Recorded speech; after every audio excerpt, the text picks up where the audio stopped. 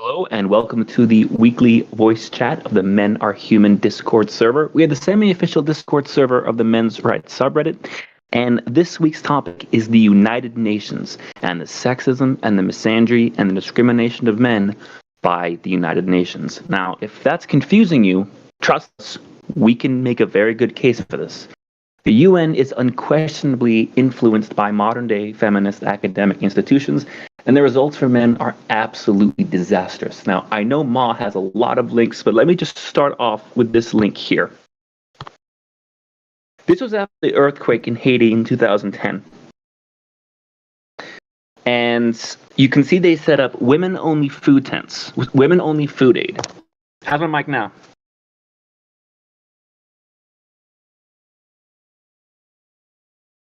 Yeah, sorry, just keep going, Blue. Okay, so sorry about that. If a mic is bad, then I apologize for that. This story, the UN set up women-only food aid in Haiti. The World Food Program is an arm of the United Nations, and they are responsible for distributing food during disasters and during famine. Now, the logic was that this was to protect women because men might steal their food. So the result is, the solution is to then not let those men have any food, so those men would be starving, and thus wouldn't they feel desperate to steal food because it's the only way they can get it? Now the UN argued, well, women will go and distribute the food out to their towns and their relatives, so a single man who lives alone, who's giving him food? Wouldn't it make a lot more sense just to give food to everyone? Therefore, you don't need to have this weird system where women are distributing all the food to everybody, and you wouldn't have to take the risk of a single man being left out, and you wouldn't have to take the risk of single men starving and attacking women and stealing their food out of desperation. But instead, they do this insanely sexist, backward system that's designed to fail because they want to have examples, and this is maybe conspiratorial, but they know that if men do steal food out of desperation, they have now proven their own theory. So, anyway, I know there's a lot more links, there's a lot more examples. The UN have disfavored boys in education. And in fact, they celebrated, I wish I could find this link, it was from Mali around 2013, 2014-esque, where they had a girls-only food program for female students. And there was an article celebrating the fact that girls now outnumbered boys in school. That's not an accomplishment. Equality should be the accomplishment. Now you're just having the same problem in reverse. That's not good to be excluding boys. And they say these things when women are ahead of men and when girls are ahead of boys. And really the way I should phrase that is when men are behind women and when boys are behind girls, they seem to celebrate it, almost as if that's better than just everybody being equal. So that's the introduction. That's the topic. Welcome in. Anybody is free to speak. Obviously, please don't try and speak over each other. But if you have a good link you want to talk about, if you have a good story, if you have a good observation, please, the floor is open. And here we go. Well, I've just posted one in the voice chat, which is he for she, which is probably one of the more famous things started by UN women. They got old Emma Watson in to head it, as it were. As Ma said, the reason they celebrate boys or men and boys falling behind is because they think men are the enemy. It's the UN women for you, and it's pervasive throughout society. And it's very little wonder that so many men are giving up, to be quite honest with you. Well, it's that and the overall, ignorance and naivete that those same people encourage in the rank and file of women in general and just feminists in particular. As long as they don't know what's really going on, then of course they will, listen to Hermione, or again, Anita Sarkeesian and Brianna Wu. Again, as long as they don't really know what's going on, then all this will remain the status quo. It's inevitable. I can't count how many times, as some of you know, I spend a lot of time around the adversary's campfire, and I talk about stuff that we all know and have known, for the guys throughout our lives, right? And it's just shocking news to them. And the reason it's shocking news is because they have never been allowed to hear it before, And when I say allowed, that's what's happening. The places like the UN and our Congress here in the U.S. and your parliament there across the pond and so forth, they stay where they are, and they keep us, oppressed, for lack of a better term, as much by what they don't talk about as by what they do talk about. Okay. And that it's vitally important, for anybody really being serious about, our movement and our movement. It's very important to understand, you don't come in knowing everything. I didn't, I had to do a ton of homework to be able to speak on any of this stuff. It was no fun, but it was worth it. The price paid is that old saying, what has been seen cannot be unseen. I know things now. Some of them I kind of regret knowing, but I know them, and so I have to make some kind of use of it. That's the means by which, I can communicate in those other spaces, is just saying, all I'm here to do is give bad news, and as long as I can prove it, as long as I can say, just look out the window, right? Then they have to keep listening, and then they have the same problem I do. Now they know things that they didn't know before, and not all of them are pleasant, but now they know. What's the general reaction when you talk about this stuff in front of them, Taz? Well, for me, Or from really them? most often, but I mean, in reaction to me, of course, it's always prefaced by my own experiences and my own condition and my own shortcomings. Very open, very honest. I tell them about the worst times of my life and the worst things that I've done, right? And the worst things that were done to me, right? And then, when they're done digesting all that, then I say, and by the way, I'm not alone. They look at me as if I'm some rare and extraordinary kind of person. I'm like, no, man, I'm like run of the mill. What these things that have been my life, they happen to men all over the world every day, all the time while we're sitting here.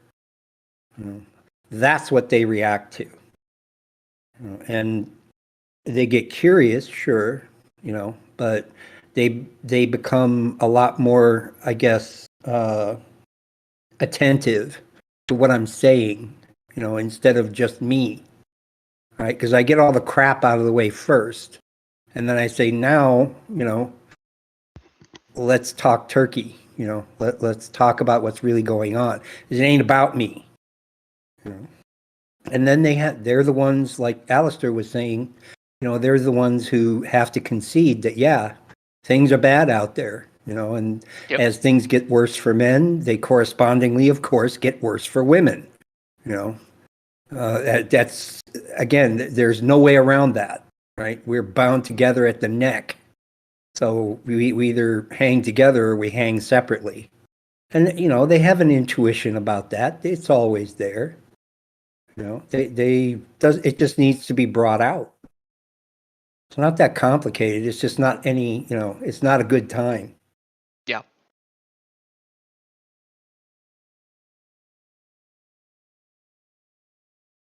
I think a lot of men are waking up, even though like you're not exactly showing up as MRAs or like men's right activists. Like even like I said, the red pill communities.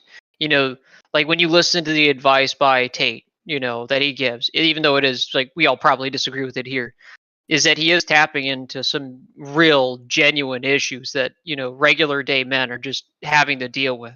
They're evaluating their position with the society, the way that they're viewed by society. And of course, like they're being sold this idea that to have value as a human being, they have to fulfill some kind of like hyper masculinity stereotype. They've got to make six figures. They got to be all these different things. But at the end of the day, it's like only a subset of men are going to be able to do that feasibly, right? So the fact is they're not actually helping the vast majority of men. It's because the vast majority of men will always be ordinary men by definition. So what they provide, what they prescribe as a solution is not a solution. We say Right. often here that tradcons are no more our friend than feminists are. And Oh, yeah. it's the truth.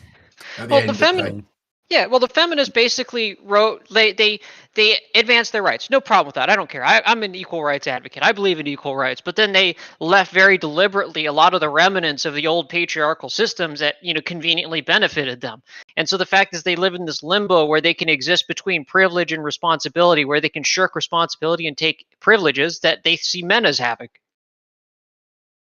Let me ask In a you. lot of ways, they actually behave like the trans. Like they say they hate the tradcons, but I just posted a image on my Twitter account, which is basically taking Shapiro quotes and showing how feminists agree with these quotes, but only when they're aimed at men. So this is all Yes, I saw quotes that about- post. Oh, I'm glad to hear it. Basically it's stuff like men need to step up and make sure that they look after the baby. They can't run away from the baby in the relationship. If they're worried about getting pregnant, they should wear a condom or not engage in intercourse at all, that sort of stuff. And but when it comes to feminists her are choice. really bored with that stuff when it comes to men. Yeah. Yep. Oh, yeah. They love the responsibility, Ben Shapiro card, when it comes to male responsibility. And that's my main problem here, right? Men don't have a problem being protectors and providers. We like helping people, okay? Anyone worth their weight in anything likes to help people. But the thing is our ability to help other people is being taken for granted. It is an expectation. It is now a baseline. They don't consider us as human beings, and only do they care about our well-being insofar of being able to be a protector and provider, right? If the machine starts, we're like a machine to them. When we stop working, they kick it a couple of times saying, "Why aren't you working?" I mean, That's the problem here. I mean, that is true. But I think another issue on top of just, I'll explain it. So men can be kind, obviously, it is being taken for granted. But I think another thing, too, is just, you were arguing, like, history earlier. There's this sense that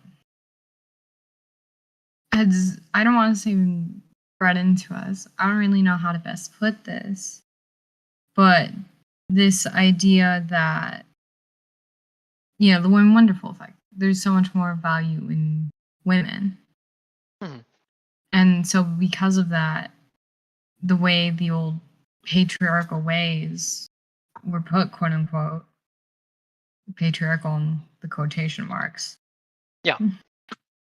Was that Right. it was set so that the higher value person did not have to deal with as many burden because they were such high value, because that's what we do with things of high value. That is sadly nature of things. We try to shirk the responsibility away from. So, like, And go back sometimes to what that Mar- ends up with a backwards effect where in the end we end up I don't want to say putting more responsibility on them, but putting a different kind that they aren't used to. I don't know if anything I'm saying makes sense, but I want to go back to what Moss said about tradcons are just as much of our enemy as feminists. And I understand what his point is, but I want you guys to ask yourself something. If you were a male victim of domestic violence, who would you rather turn to for help? A feminist lawmaker or a tradcon lawmaker? I don't like either. Like, I'm going to be completely honest. I might not reach anybody. I don't like either, but you have a shot with the tradcon politician. No, you really don't. It depends what country you're in. Yeah, it depends what country you're in when it comes to that. Talking about the UN is about every country. And I'm going to be honest, one of UN Women's biggest issues.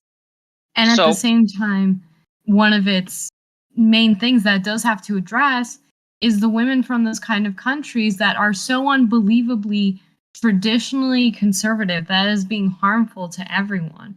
Some Middle Eastern countries that are unbelievably extreme, or certain Asian countries, even a few European, African countries, where women can't drive or they can't work or there must be chaperones all the time. Some of their biggest leaders are people in those countries. They're the ones pushing some of the stuff that seems so extreme, but it's extreme because they're living in what seems like what is basically an extreme world. And that world is equally as harmful to men because then what the traditional old men do is they send out the younger men to go die. Yeah. So, plain and honest. I do want to counter it in the whole traditional, traditionalist experience, right? Now, a lot of these traditionalists, like I said, my main contention, the reason why I don't even identify with the right wing anymore is because they don't care about ordinary men. They care more about the image of masculinity than they do ordinary men, which goes back, full circle back to the red pill, phenomena. Is because a lot of right wing, young males go in there is because they're trying to figure out okay, what do they do about a society that does not treat them with dignity and respect. Okay. So then they get filled with these ideas that they need to join the top 10% of men to have any value as a human being. And that's what I'm trying to combat, because the traditionalist is enforcing this kind of dichotomy just as much as the feminists are. I would I would basically say that Okay, real fast, I'll just say I think what feminists do is even worse than that, because feminists want absolute denial that these male victims exist, absolute denial that these male issues exist. And they fight for laws that are wholly discriminatory, and they fight for policies that are wholly exclusionary. Not 90%, not 95%, 100%. Yeah. And I'm not disagreeing that tradcoms are harmful. They are. But I'm saying if I was, let's say, in the United States, right, and I had to coin toss between the two, I definitely would not go to a feminist. They would always be my last choice. Almost always be my last choice if it was for any kind of male issue, given their track record. I'm going to disagree with you hard time because I just got out of a political debate about that. Let me just say this. One thing you would not see a tradcon do is support Amber Heard. He might mock Johnny Depp, but he wouldn't go so far as to support Amber Heard. Okay. So I'm going to counter it is because the fact is I just got out of a public debate. Heard, but hold on. He would send out 20 men to fight a war. Which one's worse or better at that point? I do want to actually make a very crucial point, is because I just got out of a political debate from earlier this morning on the main politics server, right? And so we had broached over the topic of male well-being. Okay. There were three, unironic, traditionalist and fascist. And we were talking about male value. We were talking about the red pill. Of course, they're kind of closed off about that. And they said, no, it's just the way it is. It cannot be changed. But there's unironically a feminist in that chat that was willing to have an honest discussion about the well-being of ordinary men throughout society and being largely ignored. In fact, she was arguing against, some of these, unreasonable, stereotypes or masculinity ideals that, men are kind of held to the fire over, right? So the thing is I think you're underestimating that the traditionals do play a role. That's why I'm not taking the side of either the institutional feminists or even the traditionals, is because at the end of the day, these three guys were convinced that this is the way it was, this is the way it was always going to be, and there's nothing you can do about it. And sure, they might say Amber Heard's a piece of shit, but at the end of the day, it's they refuse to hold, shitty women accountable because they see them as not being agent beings. Yeah. And Blue, to Mom made respond to your earlier, well, responding to actually, your no. earlier Hold on. assertion. Mom made the point that we kind of need to get back. The topic was the UN. We can make next week kind of a free talk because I think we'd have a lot to say. Fair enough. But we do kind of have to get back to the topic. Okay, so going back to the topic and responding to your question, for being a male victim of an abusive relationship, I've been one, and I can tell you that at the time it was happening, I had nowhere to turn. I mean, there was certainly no politician or no component of the United Nations or any global or national institution that would give me the time of day. Right? I was the first thing I recognized is that I am alone. Right now, that is slowly beginning to shift. When I bring up things like the UN Women and what they really do in those other spaces, and I, just spell it out, frankly, some good things that they have managed to do, and the fact that they're entirely overshadowed by all the bad things they do. Because in those conversations, and again, you asked, where would someone like me turn? Well, now I turn to, both them and you all, right? Because, I tell them, hey, this is the UN's position on somebody like me. And it was at the time, and it is to this day. And then I just ask, what do you think? 7/10 faster. But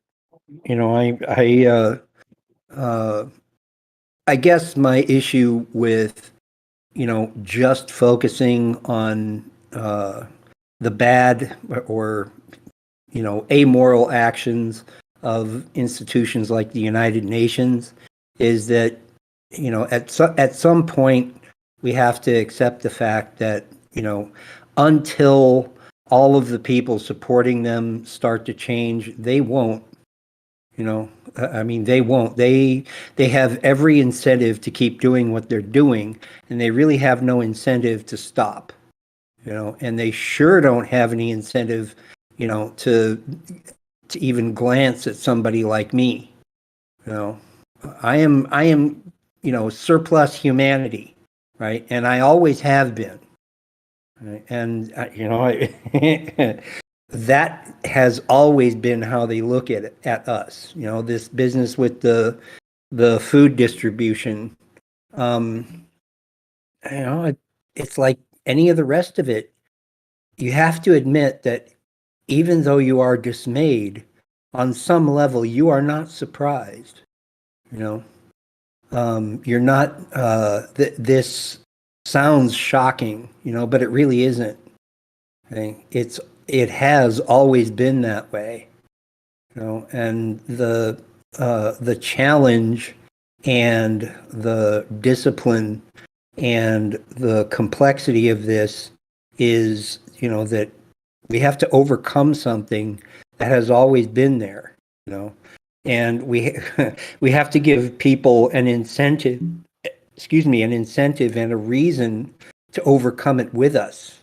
We have to turn to, ordinary women that are not part of our movement, and look at them and say, you're going to have to let go of some stuff that you really hold near and dear, right?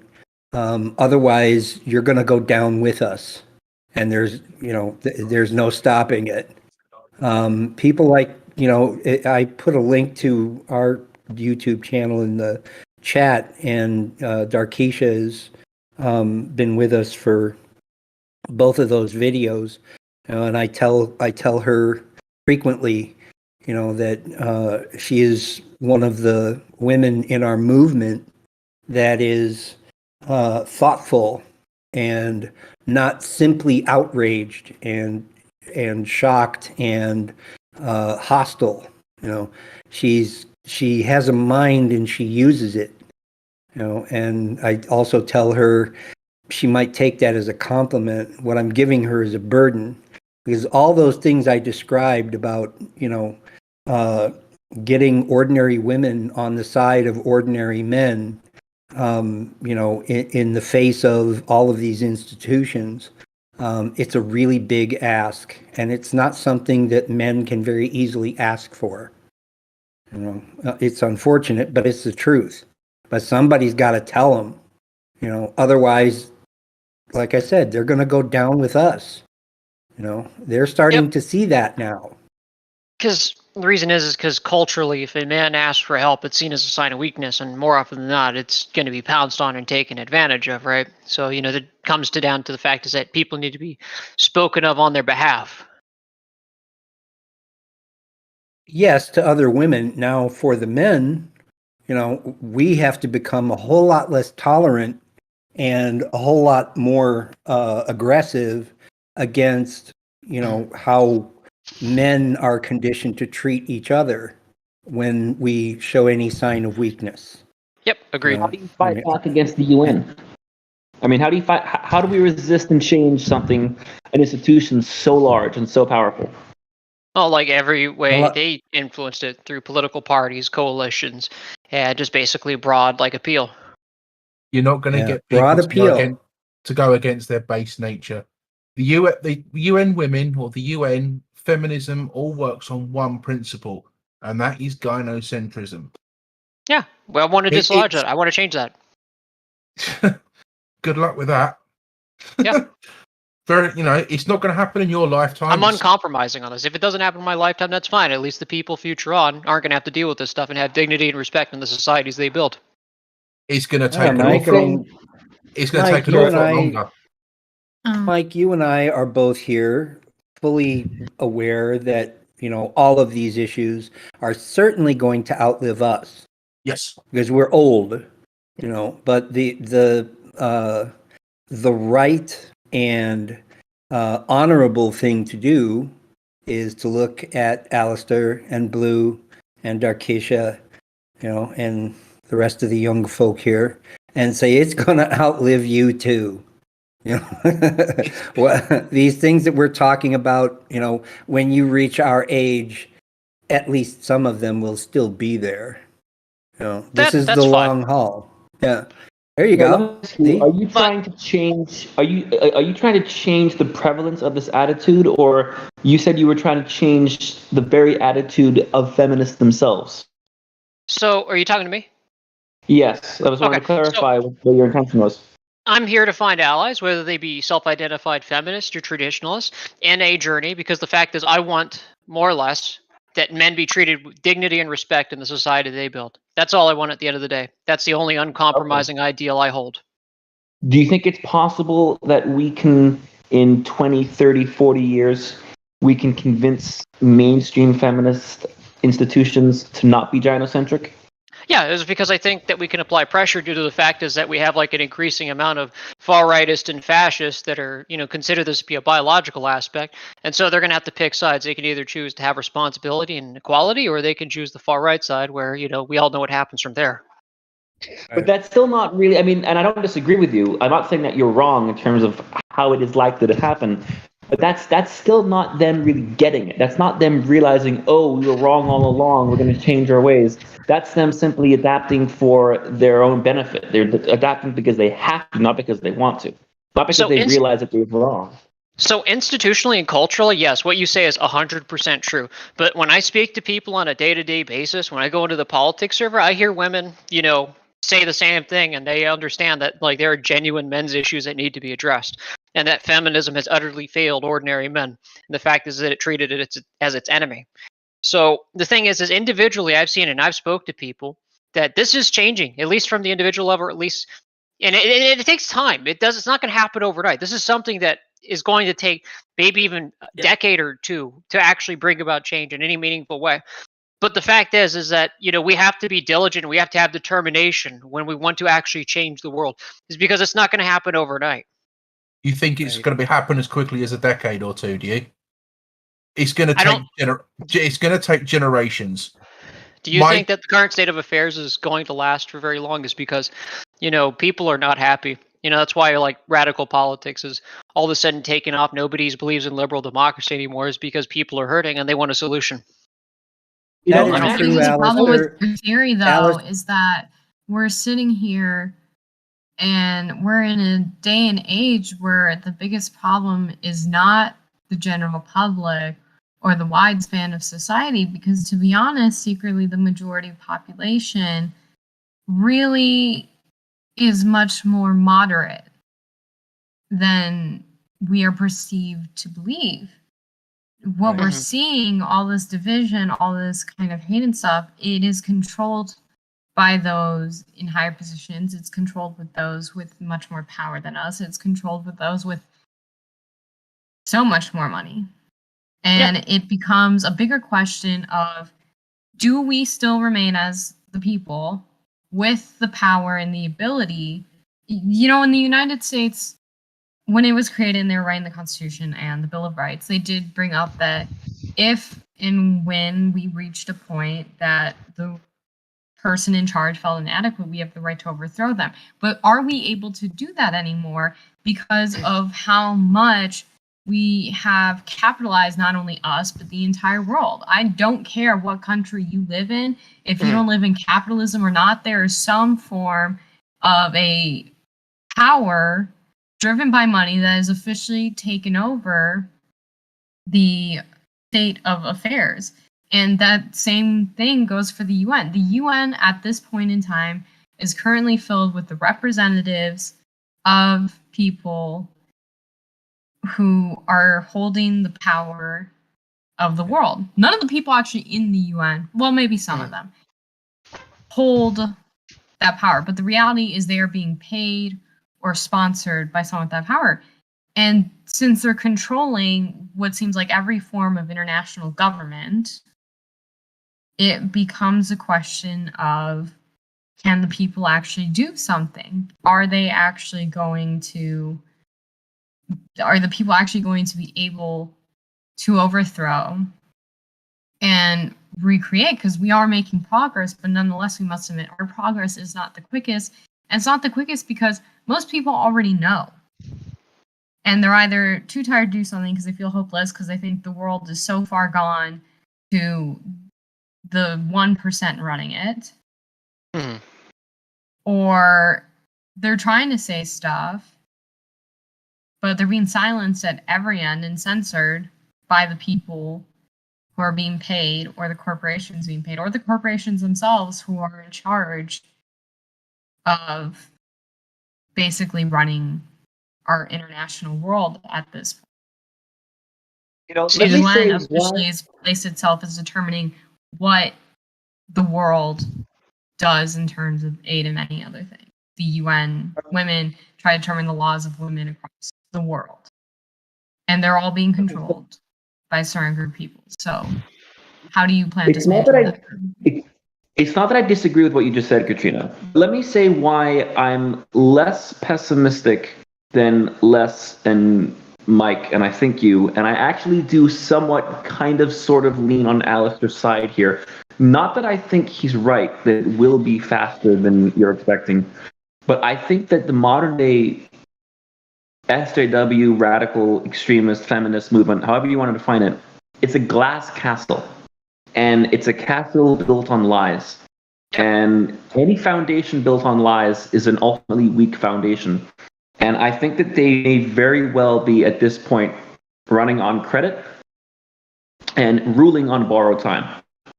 I think that every day the cracks are a little bit wider than the day before, and we may not see the foundation, we may not see the cracks growing, but they are growing nonetheless. And I think we may look back in 5, 10, 20 years and see the first major public turning point for a lot of people, and I hate to bring it up, but is the Johnny Depp and Amber Heard case. And that's the first time in my entire life that I remember seeing mass numbers of people openly criticizing major feminist organizations, people who are not MRA leaning, criticizing feminist organizations like Now, and this is a week ago, so this is as of like within 7 days, when all those organizations came out in support of Amber Heard, and when all those the 150 feminist academics or whatever it was, if you guys saw that on Twitter, came out in support of Amber Heard, they weren't able to sell it. The attempt to sell it failed, and the public rebuked it overwhelmingly on Twitter, including among progressive women. Yep. The See, there are feminists that I saw mostly either outed themselves by supporting Amber Heard and then were criticized for it, or sat it out in silence. So I do want to actually Katrina's right. That's your name, right? Yes. Or Dark. Okay, I'll call you Katrina. So the thing is, these people, they're not gods. They're ordinary people just like you and I. They just have tremendous amounts of power. Now, the thing about them is that when you give into this idea that they're gods or they're impossible, you're just feeding into the notion that, nothing can be done is because they're just untouchable. They have interest, and so the fact is we have interest as well. And so we have to basically show for their interest to be satisfied, they have to satisfy our interest as well. The thing is that they can't get away with just spitting on our faces indefinitely, is because the fact is that we are ordinary men build the foundations of society. They can't just treat them terribly forever. They can just walk away from their job and the economy stands still. Interestingly enough, even in an absolute monarchy isn't absolutist in the entirety. There's no such thing as an absolute monarchy, is because he still has a constituency to satisfy, and he cannot get away with everything, or she, if it's a queen. So the fact is there's still a constituency it must satisfy to actually reign its power. So the fact is it takes a degree of recognition for it to maintain power. So even it doesn't even have to be like overthrowing the government. We just have to basically get them to fulfill our interest and show that if they don't fulfill our interest, well, we're just basically not going to fulfill theirs. Mm-hmm. I mean, I'm not calling them gods. They still bleed the same blood as us. They're still human and they can still die. Yeah. It's just they can hire a lot more guns. Well, the thing is, okay, let's go down to the overthrow or the civil war part, all right? So let's say there was hypothetically a civil war. I don't think it's ever going to be over like an MRA thing, but say hypothetically. Please, just talk about the freaking UN. All right, we'll stick with the main topic at Quite hand. serious. This is supposed to be a talk about the UN, and nobody has. I mean, we've barely mentioned it, so please, get back on top. Well, I think there is a relationship between the UN and what we've been talking about, because the UN are these people to a large extent. They are the authority figures who spread these false narratives around the world. I mean, they're the ones who, if you want to look up the status of girls' education in Africa and what's being done to achieve equality, and you go on Google and you search that up, overwhelmingly, who's in control of that narrative? The UN, right? And so if you're talking about how do you challenge the institutions that have more power than we do when it comes to the narrative on any issue, say domestic violence, say equality of education, equality of health, anything, right? The benefits and the risks of circumcision.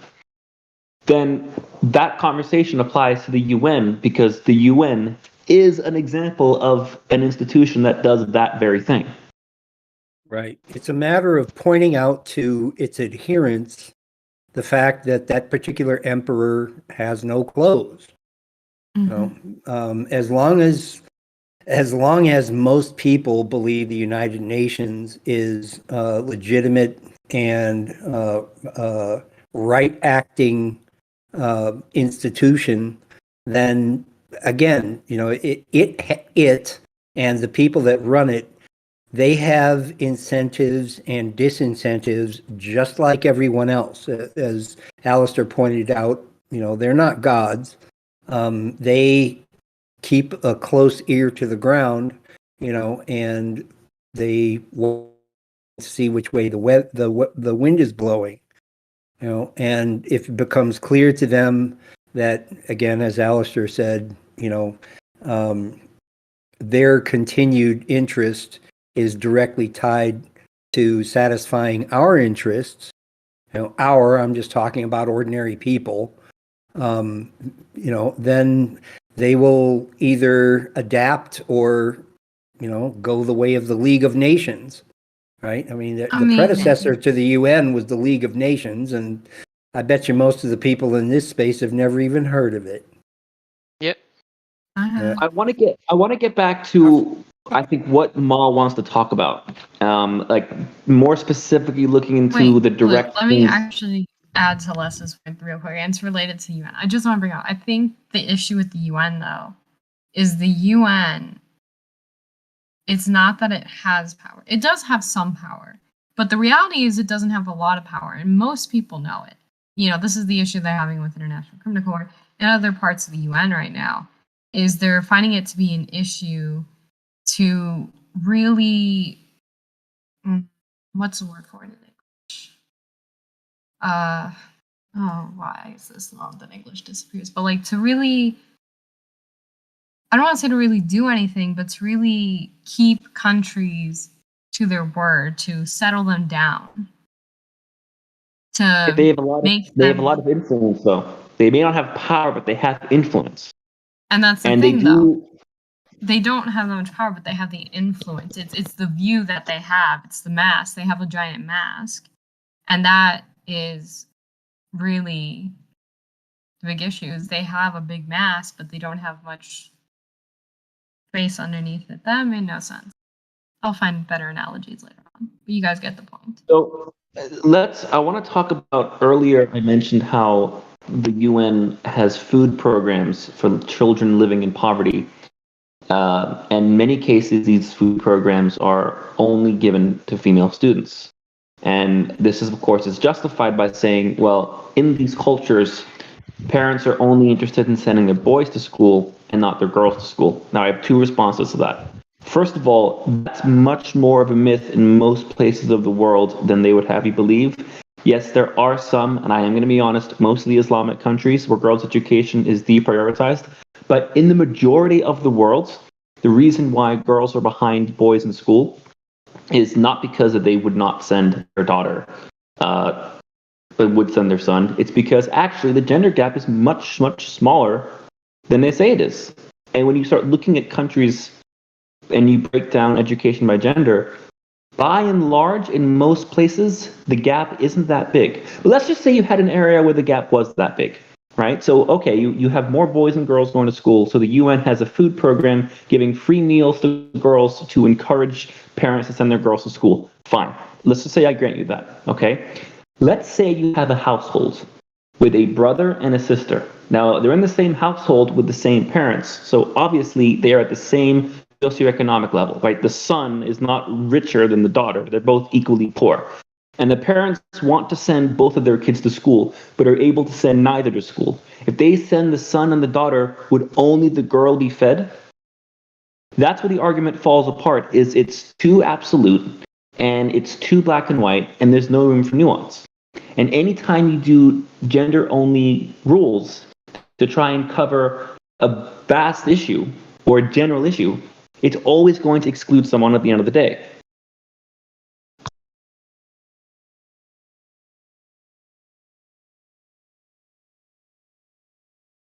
So I guess my question would be,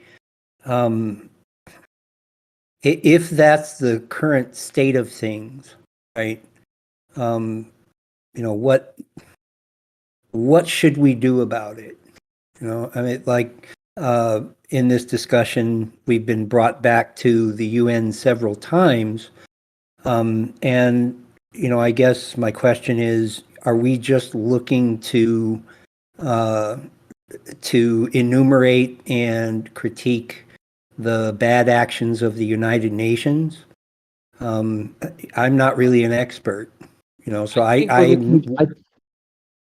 think we're looking to grow this discussion, make this discussion bigger.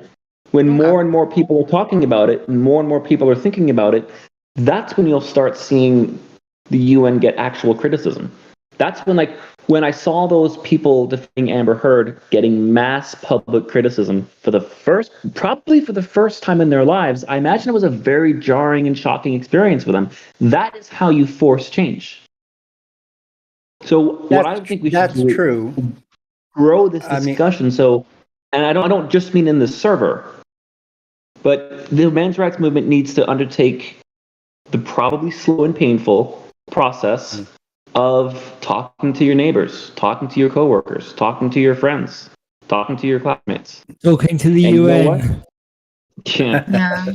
You know what? Well, I mean, what I the think UN that needs is a check and balance system, honestly.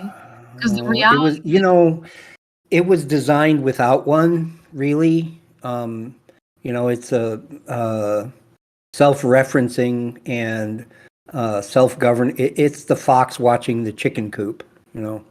And I guess that's kind of my point is that, it I don't even know, behind closed doors, what all the intentions and what all the incentives were to even put the UN in place, especially at the time when they did that. But I will say that uh, from then until now, I'm not aware of any oversight. They just kind of do what they do. And in periods of time between then and now, they've had more or less influence over how things go, kind of depending on what everyone else is doing. But I guess that's kind of my point. They're the only thing they're beholden to is the will of enough people to basically say either no or get lost, you know. But that's a lot of people. I mean, I don't know if anybody checked the news uh, early in the week, but apparently in the Dominican Republic was born the 8 billionth living human. So now we're at 8 billion, which is a lot of people, right? And the United especially for an Nations, island. yeah, well, they're not all in Dominican, but um, what I'm getting at is the United Nations, at least in its own mind, believes that it's the governing body for the world, and they're kind of not. They're just sort of an overblown and bloated bureaucracy. Like I said, how much it can do and how much it does do really still depends on the overall movement of all the 8 billion of us. And our privilege is to live in a time where we might be able to point out a bunch of flaws. The bad news is, if we tell people the United Nations is an invalid and destructive institution, the first thing they're going to ask is, well, okay, what are we going to do about it? And that's when all the crooks and all the shysters and all the hustlers come rolling out of the woodwork saying, follow me. You know, somebody brought up Ben Shapiro earlier, and, that dude is 100% a product of his time. I mean, he saw an opportunity, took it, for his own selfish purposes. Right? And he's not very shy about it either. I mean, he's not too bashful to admit that, he's doing this for his own reasons. And, they compete with his compassion and concern for the state of humanity. I kind of think I know who's winning that battle. I mean, I'm sorry. I'm sure his mom loves him and he's just another human being and what have you, but, he's in it for himself. He just kind of Anyway, is. aside from Ben Shapiro, we need to get back on the UN. And I think what we really need is to reform it rather than destroy it. We need to hold them to account publicly. We need to make them fulfill the purpose that they seem to want to fulfill as like sort of massive activist group, basically, with tanks. Massive activist group with tanks. But we really need to. How are you going to? Because UN Women in particular, and UN in general, works on controlling the social narrative, and they do a very, very good job, either by lying outright or lies by omission, in particular cases with UN women, in tweets that we've seen and everything else, they will paint a certain picture, and the picture is believable. It's not necessarily true, but it's certainly believable. You try attacking that and see what happens to you. Well, we just have to They'll humiliate them. never be cooperative with us. They may do so with, they may be pseudo cooperative with us, but they'll never be in good faith, genuinely cooperative with the truth. They are dug into the lie. They've invented the lie. They depend on the lie. And They will never accept reform from us. Or they'll never accept, not from us, but they'll never accept reform along the lines we're thinking. I mean, we're going to get concessions, and that's all that really matters at the end of the day, is taking inch by inch. You're not going to get anything out of them. You are not going to get a damn thing. I can tell you that now. Because if you do, If they become a laughing stock, we might. they're not going to become a laughing Like stock. And people that's the underestimate how much. problem. They're never going to become a laughing stock because the lies that they tell are believable, and they are believable by enough people. You are going to have to change the minds of probably 5 billion people in order to get the UN to change. I think people are starting to see through them a little bit. I don't think they have such a monopoly over the narrative as you. I mean, they do have a monopoly over the narrative in terms of what's presented in the media, but I don't think everybody trusts them, and I don't think everyone believes all their lies. A lot of people do, but a lot of people don't.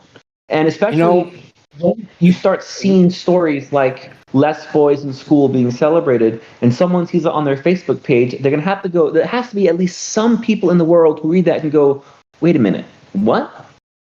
I think it's not only that, but also just to put like a little hope out there. I think it's the fact that UN Women specifically is getting to a point that it's really hard to support them anymore because they've also just varied away from really helping women. The supposed programs, some of them are helpful, but most of them really aren't. And people are starting to realize how those programs are so hurtful to male and just how little they care about actually solving anything. A great example right now is they have a thing going on for Ukraine. It's like a charity that say something or another they're doing for Ukraine. Their advertisements, oh, help Ukrainian women. This is going straight to Ukrainian women. You know, these poor Ukrainian women who are leaving.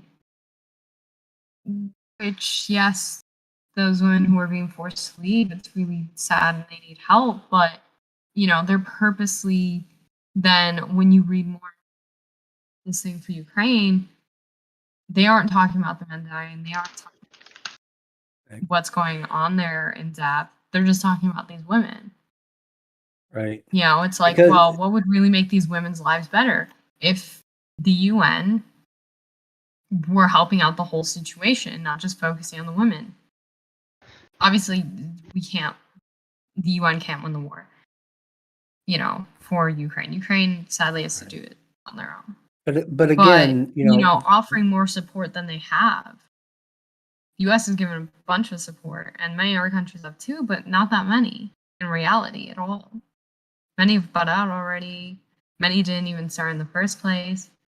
No. UN's women's focus is poor Ukrainian women. Right. And that's sort of the UN's stock in trade, is their ability to, exploit a conflict for its own purposes and to increase its own power, kind of regardless of, who is having a conflict, and taking it back to what they do to us, as Blue and everybody has said, the wind is starting to change, at least out of desperation about the conditions of ordinary men. And, better late than never. But as people begin to speak up, especially ordinary women, begin to speak up and begin to, post on Twitter and Facebook and TikTok and whatnot, institutions like the UN look at that and what they see is a conflict, right? And they pick a side, okay, and they back them up, you know, so that whoever it is that's speaking up, you know, gets exiled, right? They get banned, they get shut down, they get dogpiled, they get overrun with dismissive or hostile comments, again, seemingly from just a bunch of ordinary people, you know, and you see it happen over and over and over again. When, you know, when people trying to speak for us do speak up, it comes at a price, you know, and institutions like the UN, you know, I don't want to sound conspiratorial, but, you know, they drive a lot of that either directly or indirectly, right? You know, they make sure that the pot stays on the boil, right? And, you know, the solution to that is, you know, I really question the idea of how to go about publicly humiliating and bringing down a peg, you know, an institution the size, stature, and influence of the UN, at least as a frontal assault, you know. But, you know, I'm open to It's very suggestions. I'm sorry? It's very easy. Oh, let's hear it. I think you guys really, really, really underestimate the power of a single person to affect the narrative. So, what my focus is at the moment is not the website that we have. I'm mostly maintaining the citation list, and people are submitting articles which I put on there occasionally. What my main focus right now is creating pieces of media which I'll then go on to publish like into the world, which will then carry a message inside them that other people will pick up on and spread. And the idea is that you basically one joke in a piece of media can carry a heck of a lot of weight in convincing like an awful lot of people, and that one joke goes on to inspire more jokes and more jokes and more jokes. I mean, do you guys know how Nickelback ended up being so hated? How's that? It was because No, go ahead. it's not because they're a bad band. They're probably a pretty mediocre band. It's because somebody did a Saturday Night Live joke about or something about how bad they were, and it would have been nothing, but it got put on to this bumper for the show, and so it kept getting repeated and repeated and repeated, and Nickelback is Bad became such a meme that inspired genuine hatred for the band, and people don't even remember where that came from. But it was never anything that Nickelback did. Nickelback have never done anything really bad that would warrant that. They're mostly just like another band. Like if this advert hadn't happened, we probably wouldn't even think about Nickelback right now. But You know, I like that that is idea. the power of media. Yeah, But this here's is my the power here- of a comedian standing up and mocking like a huge public institution and turning people against it with just like a couple of jokes. And this is the sort of thing we need to get into. If we can, the more we can repeat that message, the more it becomes amplified. And this is why I think we all need to start making computer games, writing books, trying to write TV shows, even if they're like little things we act out in our basement. The more people do this sort of thing, the more it becomes a swell that takes over the culture. It's actually very, very easy to take over a culture this way. You just have to produce a quality product, which then includes one or two, not a big lecture. That's where the SJWs go wrong. Don't do a big lecture. Have one little stinger. Sorry, Taj, you were going to say something. I I was going to I was going to say, I understand the concept of what you're saying. And, that what you just said tells us more about, the current state of our culture than it does, anything else. That, really it sounds like a lot of luck would be involved. And also it kind of sounds like, no, it's like Barnum said, nobody ever went broke underestimating the American people, and I guess we can extend that to the world's people, that, that we will be able to, storm the castle of the UN as long as the right person comes up with the right meme. And, I'm It's- like, part of me kind of hopes that's not true, It is true. because I'm sorry to say. well, I think you're like I looking said, at it I from the hope wrong not. way, though. I think we should do. I do think that we should be making constant content because yes, it becomes amplified. But I mean, us writing TV shows, I'll just tell you, forget trying to write a script. It's not going to happen.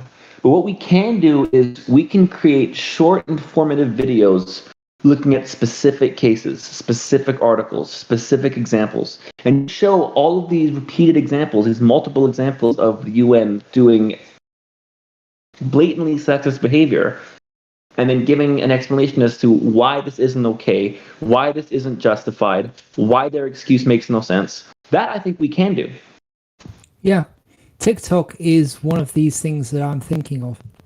It's a massive collection of the next generation waiting to be influenced. I mean, this is how feminists do it. They create Yeah. content, they get into organizations, they make the organization bow to them by screaming about it. They're activists. I mean, Yeah. what we're doing is, I mean, what I'm trying to do is basically use media to be like the stand-up comic. I mean, you can affect people much more easily with stories than you can with just repeating statistics. And this is why I want to seriously get everyone who can, who's a creative on this server, to start making content that isn't just like factual videos. We have to be making fictional content that contains reality as well. Like, for example, well, you can get shut down doing this. But the thing I like about computer games is you can get the computer game reviewed and then you can add the content. So you can add the content post hoc. And by the time the majority of people get it, the content is in there. But the reviews themselves don't get the content, and so it flies under the radar. You can also disguise it. You can make it so that you're hurting men by hurting men. You can frame it that way. You can do all these sorts of things. You could even just frame the UN as the bad guys in your novel and ride off of the controversy. As somebody It's who makes sort of pro male content and stuff or pro men's content, you have to be very, very careful. I'm lucky, although my account is still on a one strike from a ban. I still haven't been banned yet. I've been because I've been careful with the stuff that I say. You're not, at the end of the day, you're not going to take something like the UN down. Then the other question, which Mo or Mal put up, was what do you replace the UN with? At the end of the day, it's all well and good trying and then succeeding to take down an entity such as the United Nations. What do you do afterwards? So I'm going to criticize you because that's just defeatist attitude. I'm going to agree with men are human is because the fact is what do feminists do? Do they It's just not like bitch and defeatist whine? attitude. It is. It's being realistic. I'm No, 40 okay. I'm 40 years of age. I've seen what's been going on. I'm not an idiot. Don't sit Okay. there and tell me I'm being defeatist. I'm All right. being realistic. All right. You're So not, I'm going to go ahead you're and not go on going to my point. shut down the United Nations, and you're I'm certainly not not intending going to to shut it take. down. You're not certainly not going to take out United Nations women easily, if at all. They have complete and utter control over the societal narrative. Again, But they're not whether gods. But what do we And do? people are We creating take their own away that thunder spaces. control. So, and here's my biggest criticism gonna of you is take because the away fact the is, control. okay, if you want to call it realistic, I'm going to call it deluded. Is because now I'm going to disagree with you on this, right? Is because the fact is people just come into these spaces and bitch and whine and do absolutely nothing, right? Do you think the feminists do that shit? No, they go into spaces and they try and bend it to their will. They impose their will on reality. I thought men were supposed to be the ones to actually challenge reality, build mountains and civilizations, and they come into these little spaces to bitch and whine about how they're at the mercy of a civilization they build. That's pathetic. All right, now that we've said all that, really for both of you to give a ray of hope, and an olive branch to hand between you, Mike, it is realistic to approach all this from the perspective that the UN, all these very well established, very long history type institutions, they are not they're not vulnerable to a frontal assault. And we have to accept that. You are correct, but Alistair, you're also correct to say that the people we consider adversaries, I'm not going to just say it's feminists because we're surrounded. They don't only spend their time crying about how things are. They have become very adept at how to, bend how things are to how they want it, and they've been at it for a long time. They're good. I mean, you got to concede they're good at it. But I believe there is a way. I'm not quite sold on Ma's idea of, just the right formula of very pithy and, possibly fictional mimetics, to point to and get everybody excited about. Because the best possible outcome there, at least historically, is that it works, and then it all falls apart. It's like it's not, that sort of thing is not easily sustainable, and it's very vulnerable to corruption. So I don't know. I'm not saying it can't be done. I'm just saying we would have to do it more carefully than anyone has ever done it before. Okay, and then we would have to take responsibility for how it turns out, because that's the way it's going to be. But at the same time, Alistair, for your position, well, I'm even older than Mike. I'm 61. I'll be 62 in February. And, I've been to the mountain. I have seen how things might be, right? That they could be better. But at the same time, when I saw that, I also saw that getting things better, even a little bit, especially in the short term, is going to be expensive. It's going to be expensive in money, for sure. It's going to be expensive in social order, because social order will be greatly disrupted, for everybody. Nobody will be spared. And it will mean that people will have to give up things that they currently hold very close, so only saying, I guess, it takes a lot of confidence and a lot of assertiveness and a lot of ambition I don't doubt that. I believe that. But if those things come, without humility and without acceptance, without forgiveness, without patience, without forbearance and compassion, Jesus Christ couldn't hold that together. Okay. That's just not how stuff works. That's how things fall into chaos, which invites the nearest, sociopath to come along and tell everybody, "Hey, follow me." It's happened again and again and again through history, and that's the thing that that we have to avoid at all costs. Which means we have to do it the hard way. You mentioned that here is what the feminists do. Well, that's nice, but that's about at least 50% of how we got into this mess in the first place. I don't want to reproduce their tactics and their successes on our side, because if we do, then we're going to have to pay the price for that. Okay. Oh, I'm not saying we should go and make their form of academia and twist the narrative and stuff like that. What I'm saying is we can use their weapons without actually using them the way they use them, because they misuse everything that they touch.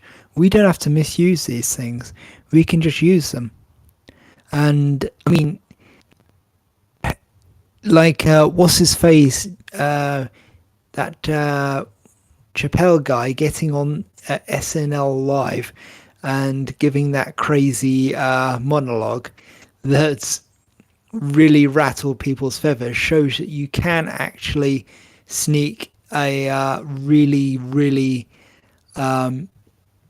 against the grain take into something really mainstream if you do it right. I'm not saying anything about whether I agree with him, because I think that what he was saying was kind of verging on tinfoil hattery, but the fact that he was able to pull it off is what I'm interested in. And I think that the fact that he was able to pull it off shows that their power is slipping.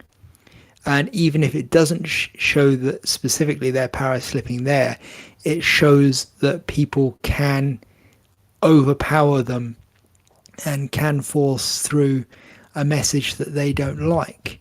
And it's actually as easy as backing them into a corner, or just going in a direction that they didn't think of, or doing something that they didn't consider. Are you talking about Are you talking about the Dave Chappelle monologue or the Bill Burr monologue? I think it was Chappelle, but did Bill Burr do a monologue on there as well that was stuff Yeah, he yeah. didn't like? Yeah, He's talking about Chappelle for talk sure. about Because white Chappelle, women. Bill Yeah. Burr says what he says from a much safer angle, and an angle that's more blatantly comedic, whereas Dave Chappelle was a bit more on the nose. Right. And, Yeah. either way, the point of the matter is that even after those two guys and Chris Rock, and et cetera, because they do slip it in under the radar, Abba and Preach they're doing that right now, while we're sitting here. But my point is this: after all that, somebody has to sit with the people who've just been kind of slapped in the face or brought down a peg, and kind of tell them it's going to be okay, and that there is something that they can do about it. Because if we just pee on them and then stand up and walk away, they're probably going to be mad. I'm just saying.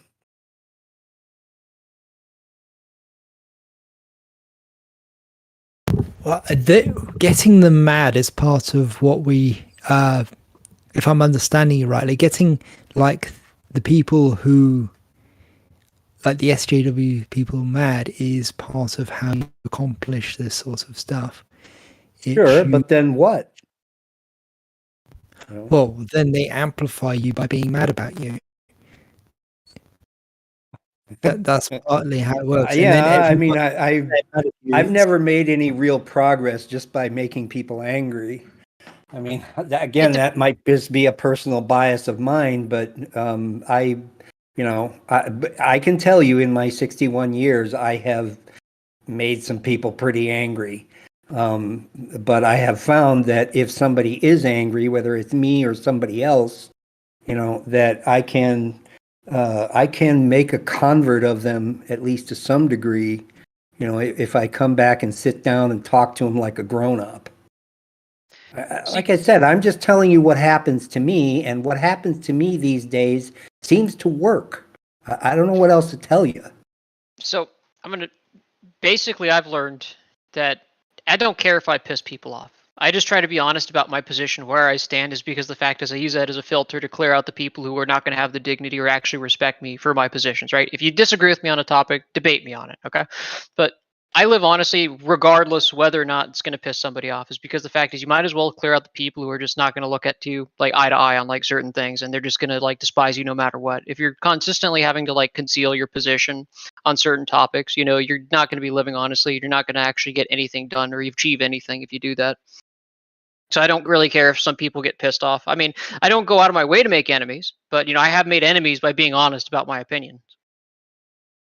Oh, for sure, for sure. And, that's kind of falls under the heading of allowing the trash to take itself out. There are some, just damned souls out there that are never going to see reason. And let's face it, in 2022, there's kind of a lot of them. There really is. I mean, all you got to do is look on Twitter for half an hour and you'll lose your faith in humanity. Yeah. But at the end of the day, I tell people that cultures that focus on exile, they tend to falter and they very often fail. But cultures that focus on converts flourish. Mhm. If I give somebody, and this has happened to me time and time again in my personal life, if I give somebody, a path to redemption that they can follow, right? Then I can tell them, pretty much anything I want. I mean, as long as I'm being honest, as long as I say, look, this is just the way things are, but here's something I am confident that you can do about it, then they're like, well, okay, how do I start? And from that moment, then that person, at least between he or she and I, is on my side. And that, at the end of the day, that's all I care about. If they started angry, well, they were angry. If they started disappointed, well, they were disappointed. Once that happens, then my job is to put it in their lap for what to do about it. Because believe me, you can trust me when I tell you that if I don't put it in their lap, they're going to leave it in mine. No, that's a good mindset. I agree with that 100%. Is because the fact is you always leave room for someone to come back if they're willing to respect you. Damn right. And I give them a reason to respect me. I give them a reason, like people sometimes start out pitying me. My life's been kind of hard, but if I handle it properly, then they end up respecting me in spite of themselves. And if they do, and I point out to them that some of the things they believe are destructive and dishonest, if I just get up and walk away, right, then what have I gained? I just wasted a bunch of breath. If I say, look, what you're believing, what you're holding on to right now, it won't serve you and it will hurt people. But if you do this, this, and this, then, the worst thing that can happen is nothing, right? The best thing that can happen is you'll be, your life and everybody else around you will be a little bit better. On a week from tomorrow, I'm going to be neck deep in those kind of people. Right? Yeah. Because of another event that I'm going to be involved in. And I fully expect, that it'll play out just that way, right? Where, I have to start by humbling myself and confessing my shortcomings and what have you. But then the floor is open for me to say, I hate to tell you this, but my experience is not uncommon, and here's at least what I think is the reason for it. Like I said, I wouldn't be doing it if it didn't work. Yeah. I really don't care about being, as you say, I don't concern myself with being well liked or thought well of or whatever have you. I'm very interested in results. Same. And if like I said, if I have to alloy aggression and assertiveness and a demanding nature with compassion and humility and honesty, I will, because I'm an old man. I live alone. I don't have much. What the hell else do I have to do? I don't know. Like I said, that's the way I look at it. And, I'll go out from here, knowing that either I made it a little bit better or I failed, but either way, I'm going, nobody lives forever. Hmm.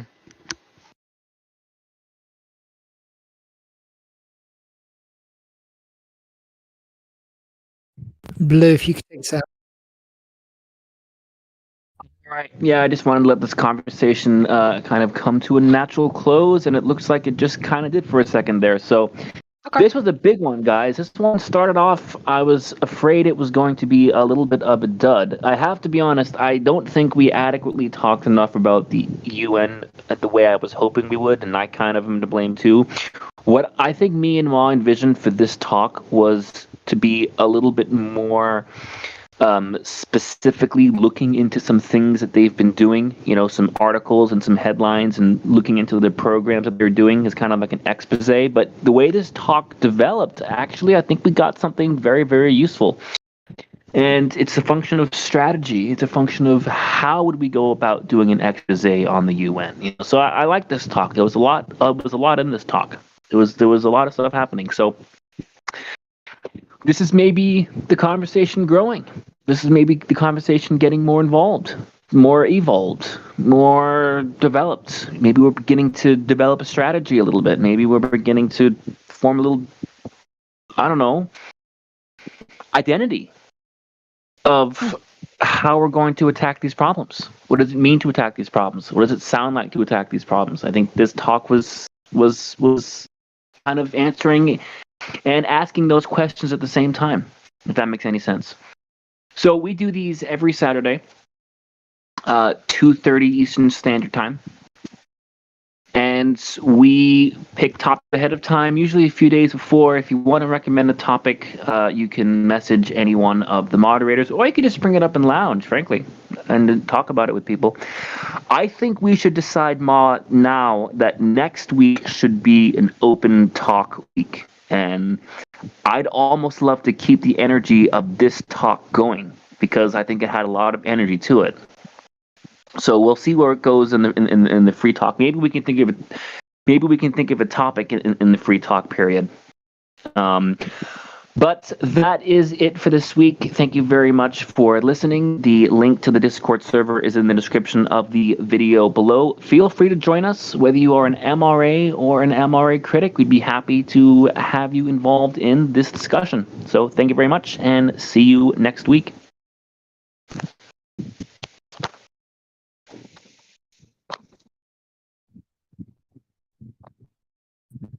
Oh, cool. I enjoyed the conversation. It got a little bit heated, but I think that's necessary to advance things politically, as long as it doesn't become antagonistic or hateful. Yeah, and now usually what happens is Ma will disconnect the live stream, because this, I probably should have told you in the beginning. I usually do. I just